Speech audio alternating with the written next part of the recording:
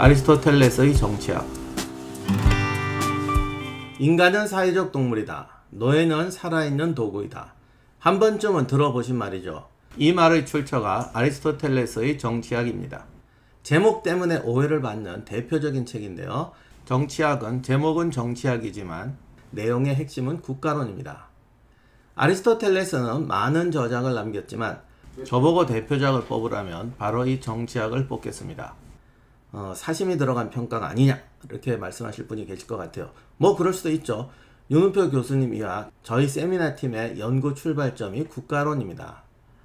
문화예술이나 미학을 하시는 분은 시학, 철학이나 윤리학 전공자분은 니코마코스 윤리학을 아리스토텔레스의 대표작이라고 꼽을지도 모르겠습니다.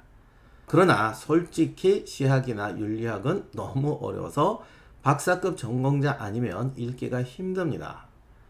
우리가 사심으로 하는 추천이 아니라는 증거가 있어요. 아리스토텔레스의 정치학의 대칭점에 있는 책이 플라톤의 국가입니다. 아리스토텔레스도 플라톤의 국가론을 의식해서 이 책을 썼습니다.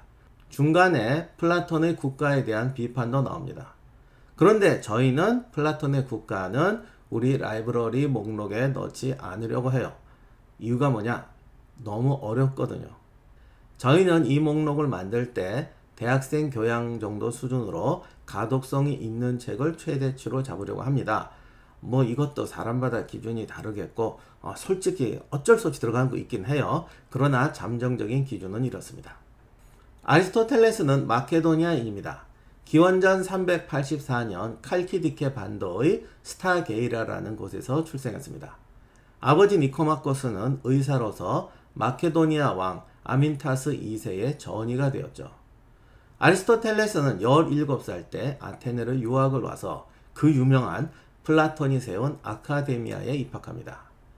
여기서 당연히 두각을 나타냈지만 플라톤이 죽은 뒤에 아카데미아를 계승하지 못합니다.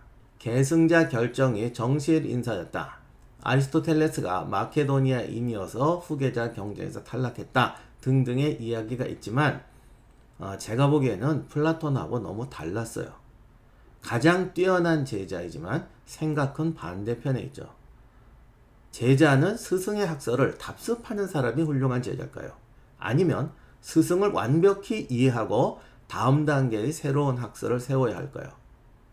아리스토텔레스는 후자인데 사실 인간적으로 스승이 보면 제자가 아니라 자기 파괴자처럼 보일 수도 있죠. 그래서 저는 두 사람이 갈라선 것이 후대 인류를 위해서도 더 바람직한 것이었다고 생각합니다. 아리스토텔레스야 무지하게 서운했겠지만 아리스토텔레스의 일생을 이야기하는 이유는 이 과정이 이 책과 긴밀한 관련이 있기 때문입니다. 플라톤이 죽은 뒤에 아테네를 떠났던 아리스토텔레스는 알렉산드로스 대왕의 스승이 되었다가 마케도니아가 그리스를 제패하자 아테네로 돌아옵니다. 그리고 분명히 알렉산드로스의 지원을 받아서 아테네의 아카데미아에 대항하는 리케이온이라는 자신의 학당을 세웁니다. 이 책은 여기서 강론했던 그의 대화를 정리한 책입니다. 아리스토텔레스의 정치학은 고전 중의 고전입니다. 근대 서양 정치 사상사의 흐름을 보자면 왕권 신수설, 사회계약론, 시민사회론, 자유민주주의 국가론, 칼막스와 레닌으로 이어지는 사회주의 국가론, 현대 파시즘 등의 흐름을 열거할 수가 있어요. 이 사상들은 지난 200년 동안 서로 극렬하게 대립해왔습니다. 그럼에도 불구하고 모두가 아리스토텔레스의 논지를 하나씩은 붙들고 있습니다.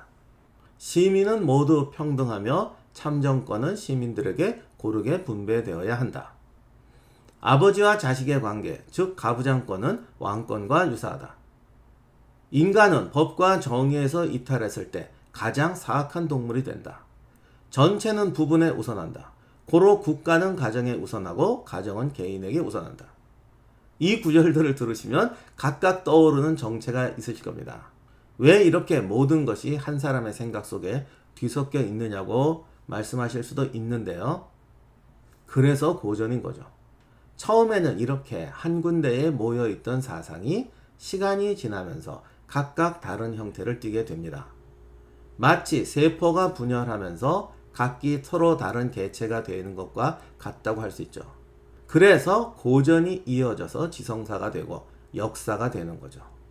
모든 지적 이론은 뿌리에서 열매로 이어지는 과정으로 보아야 올바른 이해가 되는 법이고, 그래서 우리가 고전을 읽어야 하는 것입니다. 이 책이 아리스토텔레스의 다른 저작에 비해 쉽다고 말씀드렸는데요. 아리스토텔레스의 국가론만이 아니라 그의 사상, 어떤 사유전개 방식, 논리, 인문학과 자연과학의 혼합 등 그의 기본적인 전제와 사유 방식을 이해하는 데도 대단히 중요한 책입니다. 그리고 이것을 알면 우리가 일상에서 흔히 사용하고 방송이나 다큐멘터리에서 자주 듣던 논리들이 무수히 떠오릅니다. 예를 들면 이런 것이죠. 자연은 불필요한 것을 만들지 않는다. 다들 각자의 역할과 기능이 있다. 자연은 모든 생물에게 생존에 필요한 것을 생존에 필요한 만큼만 적절하게 나누어준다. 이런 말은 아리스토텔레스만 한 건 아니고 동양 고대에도 그렇고 또 아리스토텔레스를 굳이 안 배워도 이런 말은 충분히 할 수 있습니다. 그러나 어쨌든 우리는 아리스토텔레스가 이런 친숙한 관념을 통해서 사회현상을 어떻게 설명하였는지, 그것이 오늘날 우리들에게까지 어떻게 이용되고 있는지를 볼 수 있습니다. 그래도 이 책의 핵심은 국가론입니다. 그는 플라톤의 이상국가를 비판하는데 아주 아프게 비판합니다. 찐해요. 플라톤 생전에 아리스토텔레스가 벌써 이런 주장을 평소에 대화 때 했다면 플라톤이 아카데미아를 도저히 아리스토텔레스에게 넘길 수가 없었을 겁니다.